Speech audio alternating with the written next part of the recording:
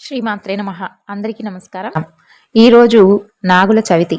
దీపావళి అమావాస్య తర్వాత వచ్చేటటువంటి కార్తీక శుద్ధ చతుర్థిని నాగుల చవితి పండుగ అని అంటారు.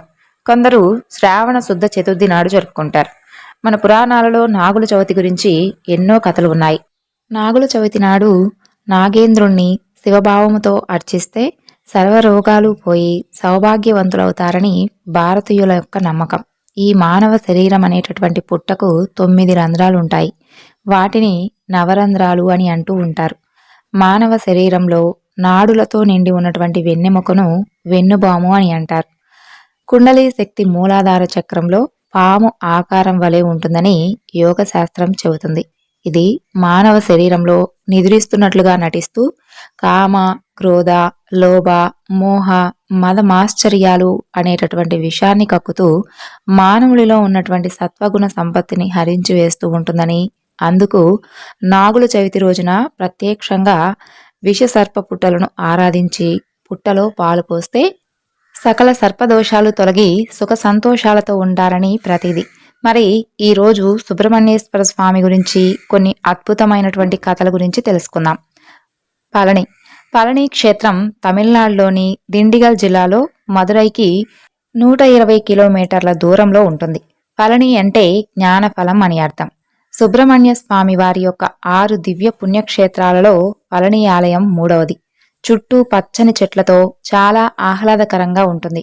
అక్కడ స్వామివారి పేరు దండాయుధపాణి. శివగిరి అనేటటువంటి ఒక కొండ మీద ఈ ఆలయం ఉంటుంది. మరి స్వామివారు అక్కడ కొలువై ఉన్నటువంటి చరిత్ర గురించి తెలుసుకుందాం. సుబ్రహ్మణ్య స్వామివారి శిష్యులలో అగస్త్య మహాముని ఒకరు. పూర్వం దేవదానవ యుద్ధంలో చాలా మంది దానవులు చనిపోయారు. కానీ అందులో ఇడుంబన్ అనేటటువంటి ఒక రాక్షసుడు మాత్రం తన యొక్క అసుర గణాలను వదిలి అగస్త్యముని పాదాలు పట్టుకుంటాడు. అప్పుడు అగస్త్యుడు అతనిలో మిగిలిపోయి ఉన్నటువంటి రాక్షస భావాలను పూర్తిగా తొలగించాలి అని భావిస్తాడు. లోకంలో ఆదిగురువు దక్షిణామూర్తి శంకరుడు ఉండేది కైలాసంలోనే కదా, అందుకని ముందు అక్కడికి పంపిద్దామని అనుకుంటాడు. దాంతో అతన్ని పిలిచి, నాయనా ఇడుంబా, నేను కైలాసం నుండి 2 కొండలు తెద్దామని చాలా కాలం నుండి అనుకుంటూ ఉన్నాను. వాటిని శివగిరి, శక్తిగిరి అని అంటారు. నీవు ఆ 2 కొండలను ఒక కావిడిలో నేను ఉన్నటువంటి చోటుకు తీసుకొని రాని ఆజ్ఞాపిస్తాడు. ముని యొక్క ఆజ్ఞకు బద్ధుడై ఉన్నటువంటి ఇడుంబుడు వెళ్లి కొండలను ఒక కావిడిలో పెట్టుకుని బయలుదేరతాడు. శంకరుడు దానికి అడ్డు చెప్పడు. ఆ రాక్షసుడు యొక్క అసురత్వం పోగొట్టేటటువంటి పని జ్ఞానరాశి అయినటువంటి సుబ్రహ్మణ్యుడు చూసుకుంటాడని శివుడు ఊరుకుంటాడు. అక్కడ స్వామి పళని కొండ మీద పిల్లవాడిగా ఉన్నాడు. ఇడుంబన్ దారిలో వస్తూ ఉండగా సరిగ్గా పళని దగ్గరకు వచ్చేసరికి ఆ కొండలు మోయలేక ఆయాసం వచ్చి కాసేపు కింద పెట్టి సేద తీరుతాడు. కాసేపటి తరువాత కావిడి ఎత్తుకుందామని కిందికి వంగి కావిడి భుజం మీద పెట్టుకుని లేచి నిలబడి 2 వైపులా బరువు సమానంగా ఉండేలా సర్దుదామని చూస్తే ఒకవైపు ఎక్కువ బరువు, ఇంకొక వైపు తేలికగా ఉంటుంది. ఎంతసేపటికి 2 వైపులా సమానం మాత్రం అవదు. దీంతో ఇక విసుగొందినటువంటి ఆ యొక్క రాక్షసుడు కావిడి పైకి చూస్తాడు. సుబ్రహ్మణ్య స్వామి చిన్న పిల్లాడి రూపంలో పకపక నవ్వుతూ కనిపిస్తాడు. అప్పుడు ఆ రాక్షసుడు, ఏమిటా నవ్వు? నేనేమైనా ఈ కావిడి ఎత్తలేనని అనుకుంటున్నావా? కైలాసం నుండి తీసుకుని వచ్చాను తెలుసా అని అంటాడు. అయినా కూడా స్వామివారు మాత్రం పకపక నవ్వుతూనే ఉంటారు. నిన్ను చంపేస్తాను అని అంటూ కొండ మీదకి పరిగెత్తుతాడు. తెలిసో తెలియకో పరిగెత్తి మరీ ఆ కొండ మీదకి పాదాచారి అయి వెళతాడు. ఆ సమయంలోనే స్వామివారు అతన్ని 2 గుద్దులు గుద్దుతాడు. అప్పుడు, ఓ జగద్రక్షక, నేను నిన్ను తెలుసుకోలేకపోయాను. మీ చేతి గుద్దులు తిన్నాను. నాకు వరాన్ని ఇవ్వండి అని అంటాడు ఆ రాక్షసుడు. ఏ వరం కావాలో కోరుకోమంటే, స్వామి, నేను ఈ పళనిలోనే కదా కావిడి ఎత్తలేకపోయాను. ఈ కావిడి వలనే కదా నేను మిమ్మల్ని చూడగలిగాను. ఈ కావిడే కదా నన్ను మిమ్మల్ని చేరడానికి ఒక గొప్ప మార్గమైంది. అందుచేత లోకంలో ఎవరైనా కాని సుబ్రహ్మణ్యుణ్ణి ఏ ఆరాధన చేయకపోయినా ఒక్కసారి కావిడి పాలతో కాని, విభూదితో కాని, పూలతో కాని, తేనెతో కాని, నేతితో కాని భుజం మీద పెట్టుకుని పాదాచారుడై వస్తే అటువంటి వారికి నీ యొక్క ఆరాధన చేసినటువంటి ఫలితం అందివ్వాలని కోరుకుంటాడు. అప్పుడు సుబ్రహ్మణ్యేశ్వర స్వామివారు, నీ కోరికను నేను కటాక్షిస్తున్నాను. అలాగే నా దగ్గరకు వచ్చేటటువంటి భక్తులు ఇకపై ముందుగా నీ దర్శనం చేసుకునే తరువాత నా వద్దకు వస్తారని వరమిస్తాడు. అందుకే స్వామివారిని చేరేటటువంటి మార్గంలో ఇడుంబడి మూర్తి ఉంటాడు. అక్కడ ఆయనకు నమస్కరించిన తరువాతే సుబ్రహ్మణ్యుణ్ణి దర్శనం చేసుకుంటారు. ఆనాటి నుండి పళని ఆలయ కొండకు ఎడుంబన్ కొండ అనేటటువంటి పేరు కూడా వస్తుంది. అప్పటి నుండి కావడి మొక్కులను సమర్పించడం ఆచారమైంది. కావడికి ఉపయోగించేటటువంటి బద్దను బ్రహ్మదండానికి, కావడికి ఉపయోగించేటటువంటి తాళ్లను అష్టనాగులకు ప్రతీకలుగా భావిస్తారు. ఇందుకు మరొక పురాణ కథ కూడా ఉంది, అది కూడా తెలుసుకుందాం. ఒకసారి బ్రహ్మ కైలాసానికి వచ్చి పరమేశ్వరుని దర్శించుకుని అనేక విధాలా స్తుతించి తనతో తెచ్చినటువంటి ఒక పండును పరమేశ్వరునికి ఇచ్చి ఈ ఫలం బ్రహ్మజ్ఞానంతో నిండినటువంటి ఫలం అని చెబుతాడు. ఆ సమయంలో అక్కడ గణపతి, సుబ్రహ్మణ్యేశ్వర స్వామి ఉంటారు.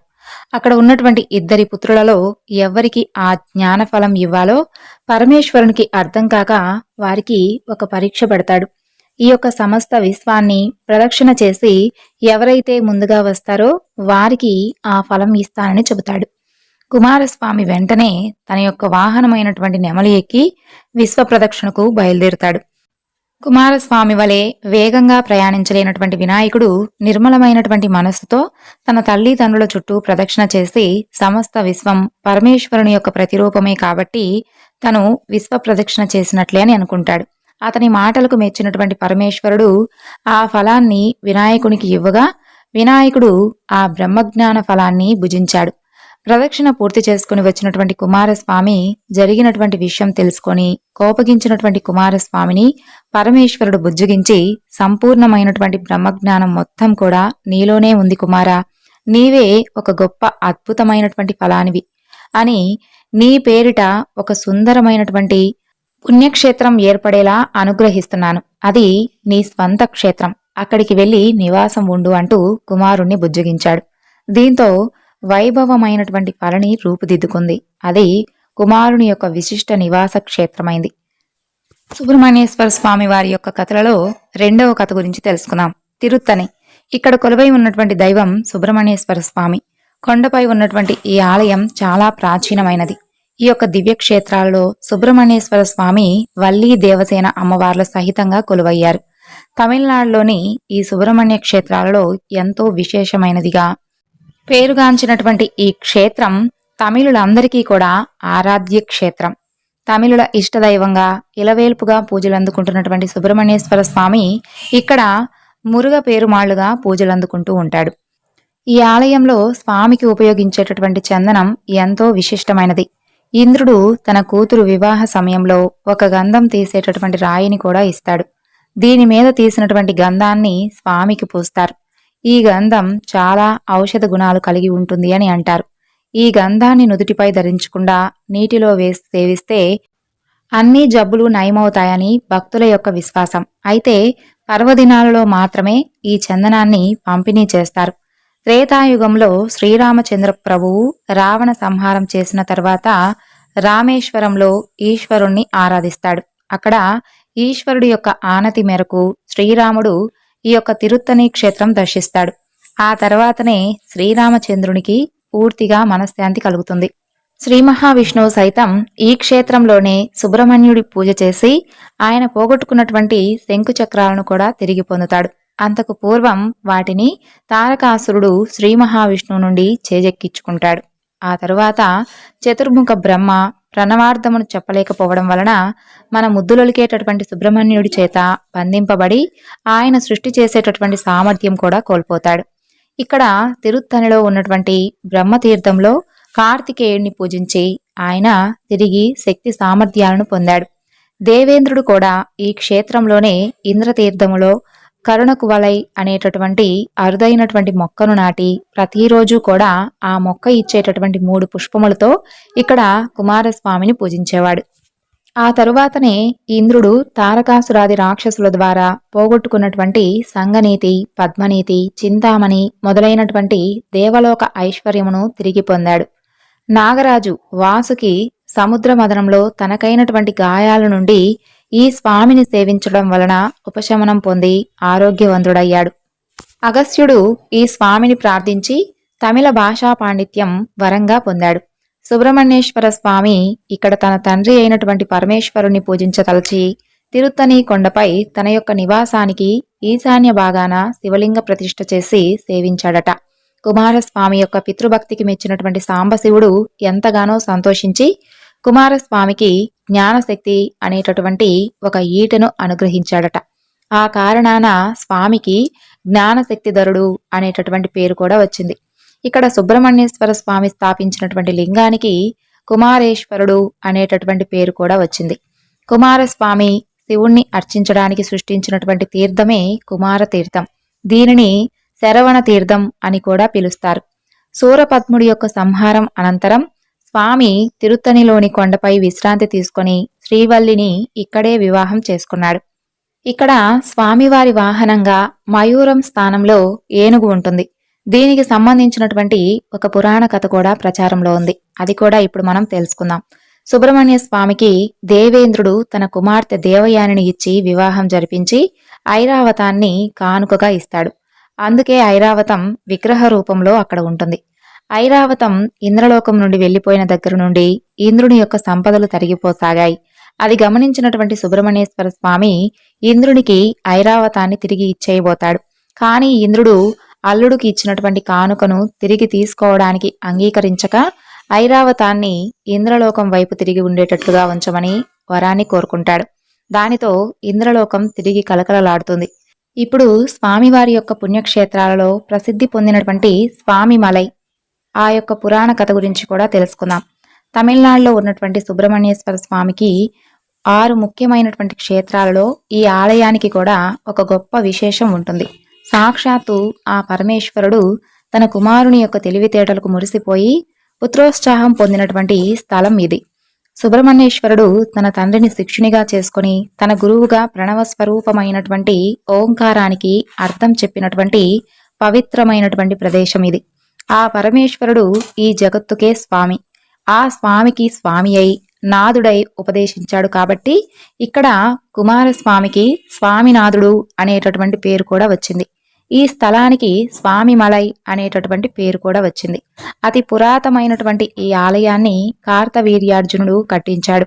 గర్భగుడి బయట మనం ఆయన విగ్రహాన్ని కూడా దర్శించవచ్చు.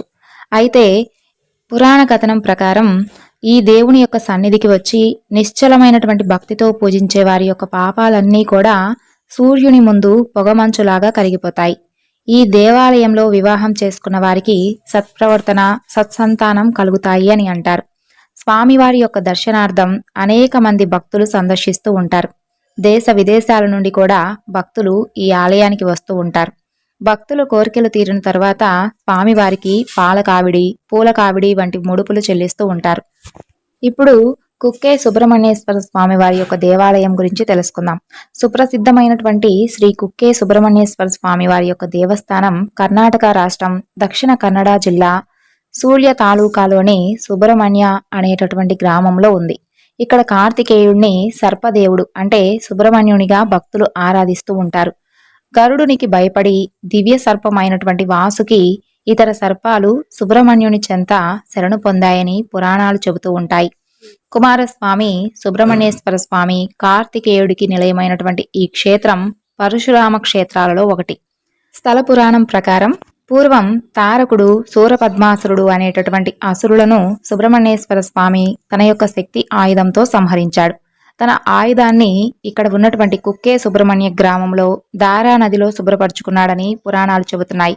ఆ తరువాత ఈ కుమారధార పర్వత శ్రేణులలో గణపతి మున్నగు దేవతలతో కుమారస్వామి విశ్రాంతి తీసుకున్నటువంటి సమయంలో ఇంద్రుడు తన కుమార్తెను వివాహం చేసుకోమని కోరగా ఆయన అందుకు అంగీకరిస్తాడు.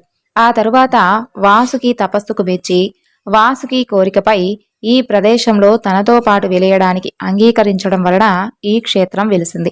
ఇదిలా ఉంటే స్వామివారు నాగులకు రక్షకుడిగా ఎందుకు మారాడు అని అంటే, నాగులలో శ్రేష్ఠుడు వాసుకి. ఆయన క్షీరసాగర మదనంలో కవ్వానికి తాడులాగా వ్యవహరించాడు. గరుత్మంతుడి బారి నుండి రక్షించాలని కోరుతూ ఇక్కడ కొండల్లో అనేకమైనటువంటి కఠోరమైనటువంటి తపస్సు చేశాడు. అప్పుడు తపస్సుకు అనుగ్రహించినటువంటి మహేశ్వరుడు సుబ్రహ్మణ్యుణ్ణి ఎల్లప్పుడూ కూడా తన ప్రియభక్తుడు వాసుకి అండగా తోడుగా ఉండమని చెబుతాడు. దీనితో సుబ్రహ్మణ్యుడు వాసుకి ప్రత్యక్షమై కుక్కే క్షేత్రంలో నాగులకు తప్పకుండా రక్షణ ఉంటుంది అని చెప్పి వరాన్ని ఇస్తాడు. దీంతో నాగులకు ఇది రక్షణ క్షేత్రమైంది. ఇప్పటికీ కూడా ఈ క్షేత్రంలో అనేక వందల సర్పాలను మనం చూడవచ్చు. ఇంకా అది సుబ్రహ్మణ్యేశ్వర స్వామి వారి యొక్క మందిరంలో అనేక పుట్టలు కూడా ఉంటాయి. ప్రధాన మందిరంలో స్వామి ఆదిశేషు వాసుకీల పైన ఉండి పూజలను అందుకుంటూ ఉంటాడు. అందుకే వాసుకి కానీ నాగరాజుకు కానీ చేయబడేటటువంటి పూజలు సాక్షాత్తు సుబ్రహ్మణ్యేశ్వర స్వామి వారికి చేసినట్లే. సర్పదోషం పోవాలి అనుకునేటటువంటి భక్తులు ఎక్కువగా అక్కడికి వస్తూ ఉంటారు. శ్రీ సుబ్రహ్మణ్యేశ్వర స్వామి దేవసేనల యొక్క వివాహం సందర్భంగా పలు పవిత్ర నదీ జలాలను దేవతలు కుమారధారలో కలిపారు. అంతేకాకుండా స్వామివారి యొక్క ఆయుధం వేలాయుధం ప్రత్యక్షంగా మునిగినటువంటి ప్రాంతం కావడంతో కుమారధారలో పలువురు భక్తులు పుణ్య స్నానాలు ఆచరిస్తారు. ఈ నీటితో పలు రకాల జబ్బులు తొలగిపోతాయని భక్తుల యొక్క ప్రగాఢ విశ్వాసం. సుబ్రహ్మణ్యేశ్వర స్వామి కాలసర్పదోషము కుజదోషముల నుండి భక్తులను ఎల్లవేళలా రక్షిస్తూ ఉంటాడు. ఆశ్లేష బలిపూజ ప్రతి నెల ఆశ్లేష నక్షత్ర దినాలలో జరపబడుతుంది. భక్తులు శ్రావణ, కార్తీక, మృగశిర మాసాలను ఈ పూజ చేయడానికి ఎంతగానో అత్యంత పవిత్రంగా భావిస్తూ ఉంటారు. సర్పదోషం నుండి విముక్తి పొందడానికి భక్తులు ఈ పూజను చేస్తారు. పురాణానుసారం ఒక వ్యక్తి ఈ జన్మలో కానీ గత జన్మలో కానీ తెలిసి కానీ తెలియక కానీ పలు విధములలో ఈ సర్పదోష బాధగ్రస్తుడై అయ్యేటటువంటి అవకాశం ఉంటుంది. ఎవరైతే సర్పదోష బాధితులు ఉంటారో వారికి పండితులు ఈ యొక్క సర్పదోష నివార పూజను విముక్తి మార్గంగా సూచిస్తూ ఉంటారు. ఈ పూజను ఒక వ్యక్తి కానీ తన కుటుంబంతో కానీ లేక పూజారి గారి యొక్క ఆధ్వర్యంలో కానీ చేయవచ్చు. స్వామివారికి జరిగేటటువంటి మడి స్నానం ఒక ముఖ్యమైనటువంటి సేవ. ఆ తరువాత మనం తెలుసుకోబోయేటటువంటి పుణ్యక్షేత్రం నాగలమడగ సుబ్రహ్మణ్యేశ్వర స్వామి. కర్ణాటక రాష్ట్రంలోని 3 ప్రఖ్యాత సుబ్రహ్మణ్యేశ్వర స్వామి వారి యొక్క క్షేత్రాలలో నాగలమడక సుబ్రహ్మణ్యేశ్వర స్వామి వారి యొక్క క్షేత్రం ఒకటి.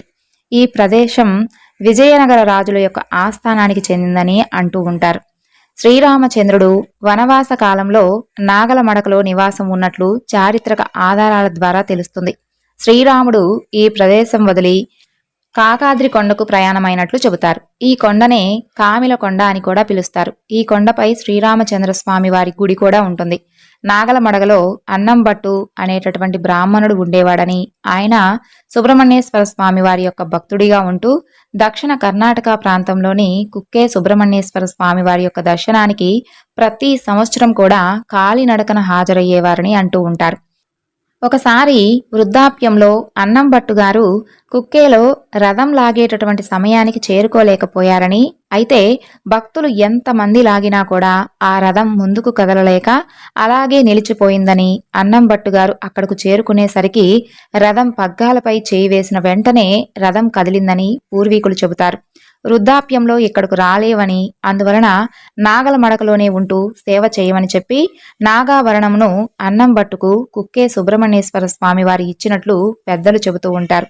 ఆ నాగాభరణమును తీసుకువచ్చి అక్కడ ప్రతిష్ఠించడం వల్లనే నాగలమడక అనేటటువంటి పేరు వచ్చింది అంటారు.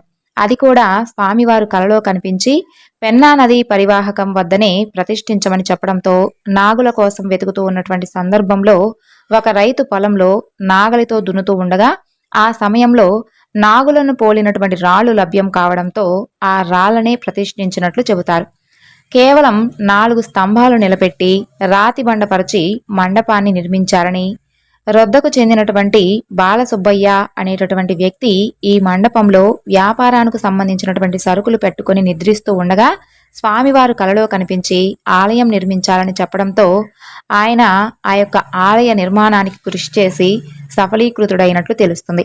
కాబట్టి ఆ వంశానికి చెందినటువంటి వ్యక్తులు ఇప్పటికీ కూడా ప్రతి సంవత్సరం అక్కడ జరిగేటటువంటి రథోత్సవంలో అన్నదాన కార్యక్రమం కూడా నిర్వహిస్తారు. నాగలమడగలోని సుబ్రహ్మణ్యేశ్వర స్వామి వారి యొక్క ఆలయంలో ఉండేటటువంటి శిల్పం సుందరంగా 3 చుట్లు చుట్టుకొని 7 శిరస్సులు కలిగినటువంటి 3 అడుగుల నాగప్ప స్వామి. ఆ స్వామివారి యొక్క శిల్పం చూసినటువంటి భక్తులకు తక్షణం భక్తిభావన కలుగుతుంది. ప్రతి ఏడాదికి ఒకసారి నిర్వహించేటటువంటి బ్రహ్మ రథోత్సవంలో లక్షలాది మంది తమ యొక్క మొక్కుబడులు తీర్చుకోవడానికి ఈ ప్రాంతానికి వస్తూ ఉంటారు.